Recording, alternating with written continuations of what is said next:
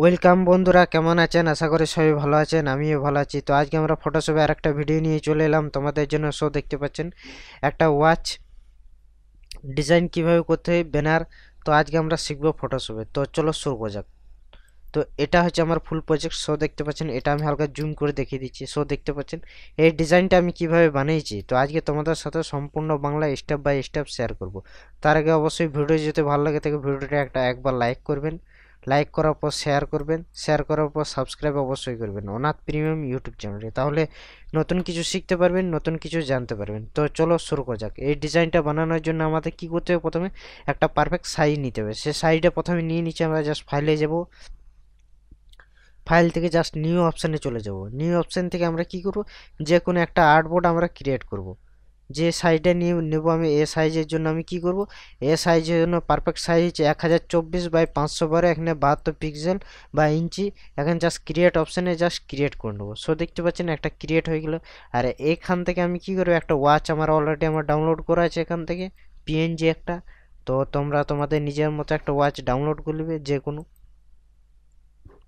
তো জাস্ট আমি এখান থেকে এটা কি করব, এখান থেকে এটাকে জাস্ট ওপেন করে দিলাম। ওপেন করার পর আমি কি করব, এখান থেকে জাস্ট এরকম পজিশন রেখে দিলাম। এটাকে জাস্ট আমরা পরে ছোট বড় আমার যে কোনো সাইজে, পারফেক্ট সাইজে আমরা কিন্তু এটাকে করতে পারি। জাস্ট এটা মিডিল পয়েন্ট আমি কিন্তু রেখে দিলাম। রেখে দেওয়ার পর এখান থেকে যে কোনো আমি একটা কালার নিয়ে নিচ্ছি। তো যে কোনো কালার আমি কিন্তু নিয়ে নিতে পারি।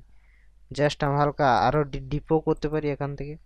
জাস্ট আমি এ কালারও করতে পারি, যেটা খুশি করতে পারি। তো এই ডিজাইন ক্ষেত্রে আমি জাস্ট এরকম একটা কালার নিয়ে নিলাম। জাস্ট এরকম কালার নেওয়ার পর এটা কি করবে, এই যে মিডিল পয়েন্টে এটা রেখে দিলাম এখান থেকে। আর এটা কি করবে, এখান থেকে জাস্ট ফিল্টার যাবো, ফিল্টার থেকে ক্যামেরা র ফিল্টার অপশানে চলে যাব। ক্যামেরা র ফিল্টার যাওয়ার পর এটা কি করবে, এখান থেকে যে কালারটা আছে কালারটা কাস্টমাইজ করবে। এখান থেকে জাস্ট কন্ট্রাস্টে হালকা বাড়িয়ে দিলাম এটাকে, জাস্ট হাইলাইটটা হালকা বাড়িয়ে দিলাম। জাস্ট 20 করে বাড়ালাম। শ্যাডোটা যেটা আছে শ্যাডোটা মিনিমাম 15 করলাম। এটা হোয়াইটটা যেটা আছে হোয়াইটটা বাড়ালাম। এখানে ব্ল্যাক আছে ব্ল্যাকটা বাড়িয়ে দিলাম। এখানে যেটা আছে টেক্সচার আছে টেক্সচার বাড়ালাম। এখানে ক্লিয়ারিটি বাড়ালাম, ডেউজও বাড়ালাম। এখানে ভাইব্রেন্স যেটা আছে ভাইব্রেন্সটা হালকা বাড়িয়ে দিলাম।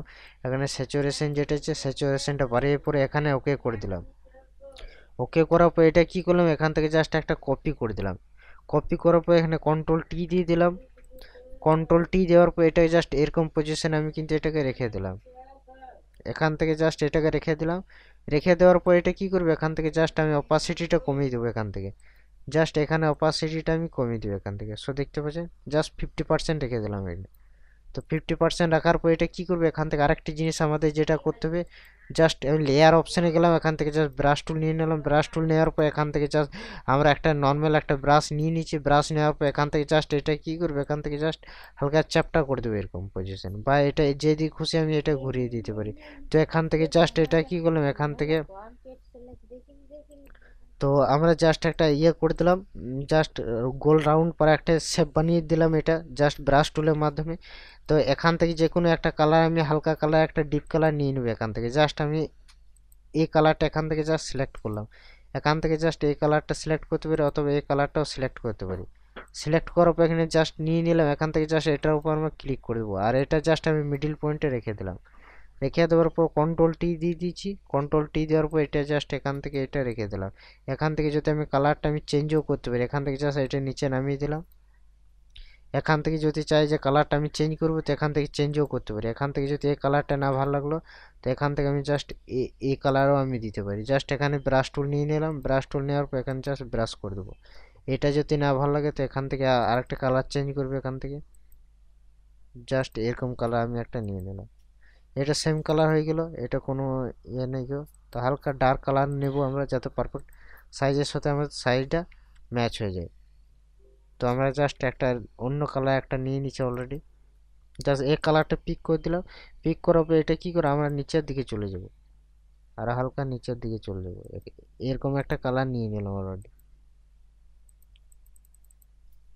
বা এখান থেকে আমি এই কালারটাও নিতে পারি। তো ডান, ওকে। অলরেডি আমার কিন্তু হয়েছে। এখান থেকে জাস্ট শ্যাডোটা হালকা আমি কমিয়ে দিতে পারি।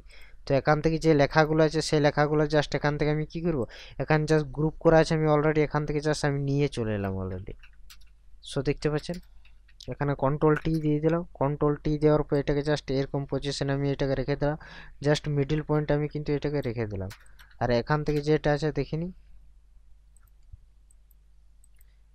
এখান থেকে পারফেক্টলি সব ডিজাইনটা কিন্তু কমপ্লিট হয়ে গেছে। সো দেখতে পাচ্ছেন এখান থেকে যেটা আছে কালারটা আমি এখান থেকে মডিফাই করতে পারি, কালারটা জাস্ট আমি চেঞ্জ করতে পারি। এখান থেকে যে কোনো কালার আমি কিন্তু নিতে পারি এখান থেকে।